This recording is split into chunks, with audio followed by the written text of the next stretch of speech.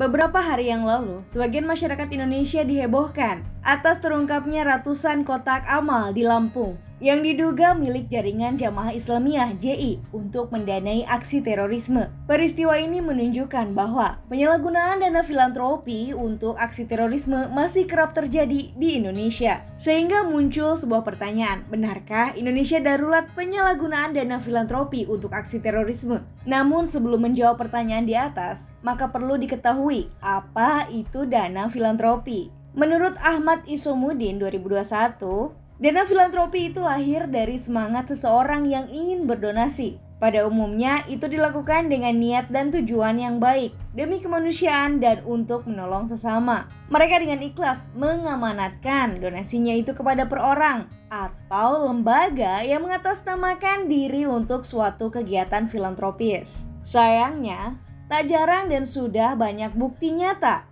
bahwa amanat itu tidak mencapai tujuannya. Dana filantropi disalahgunakan untuk tujuan lainnya seperti untuk memperkaya diri, untuk berpoligami, dan bahkan hingga untuk mendanai kegiatan terorisme. Suatu tujuan yang amat jauh menyimpang dari pencapaian nilai-nilai kemanusiaan yang dituju oleh filantropi. Jika pemaknaan yang dirumuskan oleh Ahmad Isomuddin itu dapat diterima dan kemudian dikorelasikan dengan peristiwa ratusan kotak amal di Lampung, maka peristiwa itu sungguh ironis bagi bangsa ini. Dalam arti lain, keikhlasan dan kedermawanan masyarakat Indonesia dieksploitasi oleh kelompok terorisme. Dengan begitu, Indonesia darurat penyalahgunaan dana filantropi untuk aksi terorisme itu adalah benar. Supaya lebih yakin bahwa Indonesia itu sedang darurat penyalahgunaan dana filantropi untuk aksi terorisme, maka saya akan menunjukkan ragam penyalahgunaan dana filantropi yang dilakukan oleh kelompok terorisme melalui telaah pada buku Pendanaan Terorisme di Indonesia, karya Prihandoko dan kawan-kawan, tahun 2021. Secara umum, buku ini menyuguhi dua metode pendanaan kelompok teroris, yakni pertama, pendanaan konvensional melalui FAI,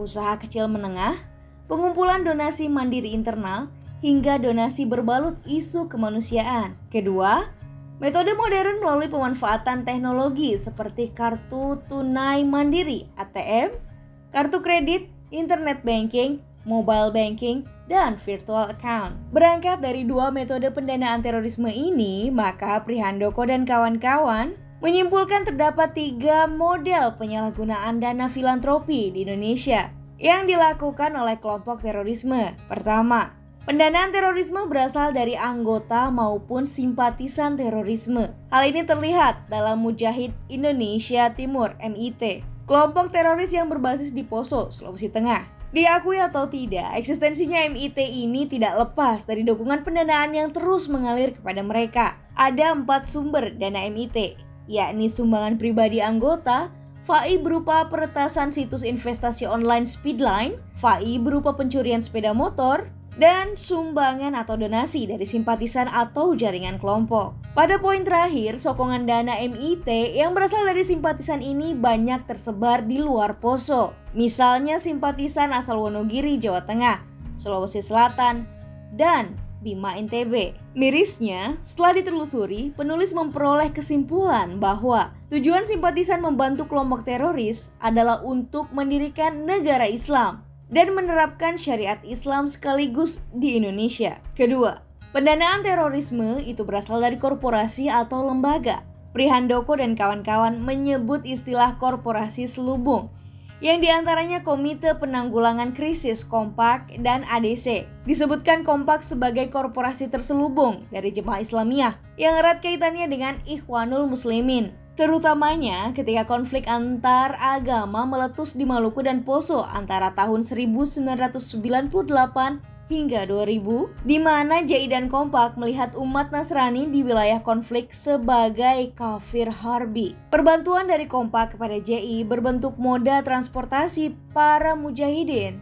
untuk pulang pergi dari Ambon ke Makassar dan menuju Jawa ataupun sebaliknya. Sedang ADC dianggap sebagai korporasi terselubung dari Jamaah Ansarud Daulah (JAD) yang erat hubungannya dengan Islamic States of Iraq and Syria (ISIS). ADC yang pendirinya dilakukan pada tahun 2015 ini bertujuan untuk menggalang dana dan menyalurkan dana-dana infak, sedekah, zakat, serta penyaluran hewan kurban. Ketiga, Pendanaan terorisme berasal dari narkoterorisme atau terorisme narkoba. Umumnya, pelaku terorisme narkoba ini mengenal dunia narkoterorisme ketika berada di lembaga pemasyarakatan atau lapas. Alhasil, pelaku bergerak bebas membangun relasi dengan narapidana lainnya, terutama berdagang narkoba.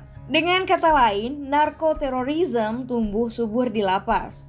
Oleh karenanya, perlu ada pemisahan antara narapidana terorisme narkoba dengan narapidana lainnya. Kendati kasus pendanaan terorisme di Indonesia berhasil diungkap mulai rentang tahun 1998 hingga sekarang, tak jarang sebagian masyarakat Indonesia masih terkecoh dengan modus para teroris. Oleh sebab itu, guna dana filantropi ini tidak disalahgunakan oleh oknum tertentu dan terutama kelompok terorisme, maka setiap penggalangan dana dari masyarakat wajib mematuhi prinsip transparansi, bisa diaudit, secara pasti diketahui oleh semua pihak terkait berapa nominal yang terkumpul, dan dengan jelas distribusi dan penggunaannya bisa dipertanggungjawabkan. Selain itu, kontrol yang intens dari anggota masyarakat dan pengawasan dari pihak yang berwenang, yakni dari pihak pemerintah, adalah sesuatu yang mesti dilakukan. Dengan demikian, apabila dua upaya ini dilakukan, maka Indonesia akan mudah keluar dari zona darurat penyalahgunaan dana filantropi untuk aksi terorisme. Semoga.